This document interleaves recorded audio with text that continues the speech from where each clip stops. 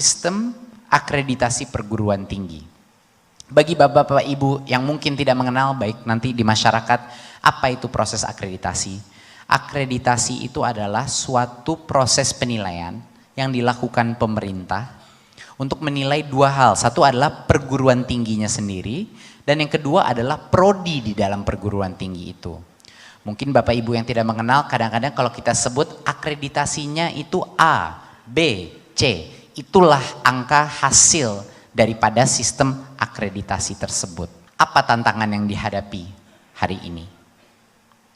Saat ini, saya rasa dosen-dosen dan rektor di sini semua mengetahui bahwa proses dan persyaratan akreditasi itu suatu beban yang cukup besar. Kenapa?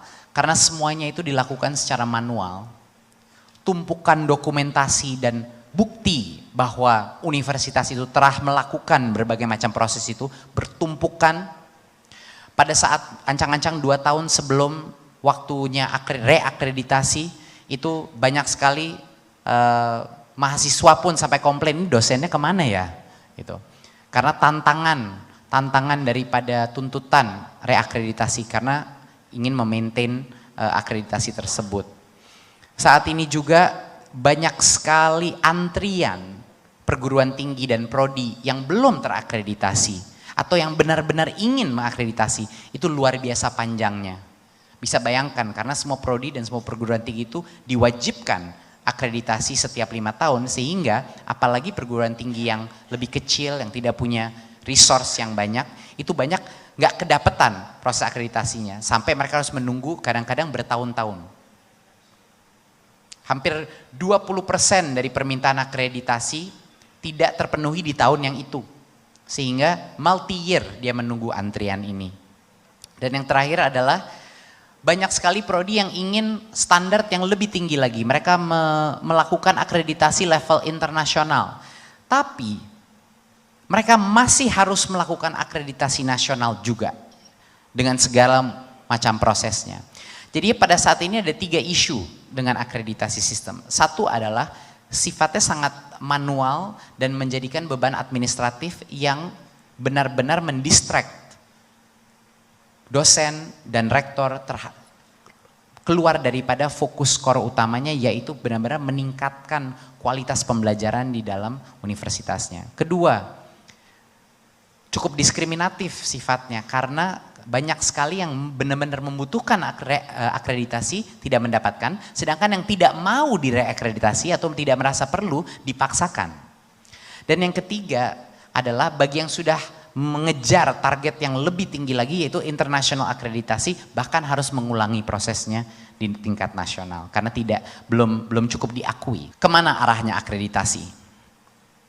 Kita akan menggunakan 3 prinsip ke masa depan kita. Akreditasi itu harus mengarah kepada sifat sukarela, di mana di hampir semua negara maju sekarang sistemnya adalah sukarela. Jadinya kalau saya mau atau butuh diakreditasi, saya akan diprioritize, tapi kalau saya tidak merasa butuh, itu juga nggak apa-apa. Kedua, mengutamakan, bukan menekankan, mengutamakan peran masyarakat, industri, dan asosiasi profesi untuk melaksanakan akreditasi tersebut, dan bukan mengutamakan pemerintahan yang melakukan akreditasi tersebut. Kenapa kita ke arah sini? Karena semakin lama, semakin lebih spesifik semua disiplin-disiplin domain knowledge itu. Tidak mungkin pemerintah bisa mengetahui dan menguasai semua domain informasi tersebut, bagaimana mengakreditasi setiap prodi-prodi. Harusnya asosiasilah yang bergotong royong untuk melakukan ini, bahkan lembaga-lembaga akreditasi lainnya. Dan yang ketiga adalah, prinsip ketiga, harus mengikuti best practice international standard. Artinya semakin banyak akreditasi yang diberikan juga diakui secara internasional, semakin baik. Dan kita akan mempush agar sebanyak mungkin akreditasi kita itu diakui di luar negeri, bukan hanya di dalam negeri. Karena sekarang standar sudah global, knowledge sudah global, dan kita menurut arahan Pak Presiden harus menjadi SDM yang unggul di panggung dunia, bukan hanya di negara sendiri. Jadi apa kebijakannya? Bagi yang tidak membutuhkan reakreditasi dan merasa belum mau naik level ke akreditasi yang tinggi, akreditasi akan diperbarui secara otomatis, akan di-approve secara otomatis. Jadi tidak harus melalui proses ini. Sementara kita transisi kepada tadi standard best practice internasional. Kedua, sekarang reakreditasi karena sukarela artinya bagi yang siap naik, saya misalnya B akreditasinya, saya mau siap naik ke A, dialah yang akan diprioritize oleh badan akreditasi kami. Dialah yang akan, jadi sifatnya adalah sukarela. Dan yang terakhir adalah bagi misalnya prodi-prodi yang mendapatkan akreditasi internasional di mana daftar menu itu akan kita share, dia akan secara otomatis mendapatkan akreditasi A dari pemerintah dan tidak harus melalui proses lagi di tingkat nasional. Kita akan memilih dan mengkurasi semua. Contohnya nih, contohnya ada berbagai macam akreditasi yang sudah diakui di panggung dunia yang akan kami seleksi dan disebarkan. Kalau mendapatkan akreditasi ini, itu otomatis dapat A dan tidak harus mengikuti proses nasional akreditasi.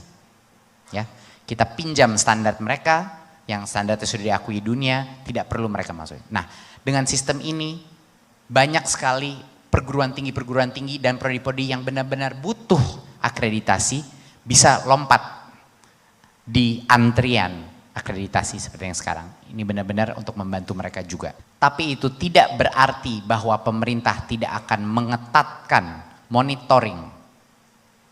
Tidak berarti pemerintah tidak akan mengetatkan monitoring. Kapanpun kalau pemerintah mendapatkan pengaduan dari masyarakat atau pemerintah melihat data, misalnya daftar yang masuk jadi menurun secara drastis, atau contoh misalnya daftar pengangguran dari prodi tersebut ternyata meningkat secara drastis. Kapanpun itu dengan data apapun, pemerintah boleh melaksanakan reakreditasi kapanpun pemerintah mau. Ini sangat penting. Karena kalau sudah diberikan auto extension untuk bagi yang sudah ada, harus ada mekanisme di mana pemerintah bisa melakukan secara ad hoc suatu reakreditasi untuk melindungi para mahasiswa dan para student dan juga para dosen di dalam prodi tersebut untuk memastikan kualitas ya. Jadi ini adalah komprominya. Kalau memang bagi yang tidak membutuhkan reakreditasi atau kepengen di situ saja otomatis di-extend, tapi pemerintah berhak melakukan reakreditasi kalau ada dugaan penurunan kualitas.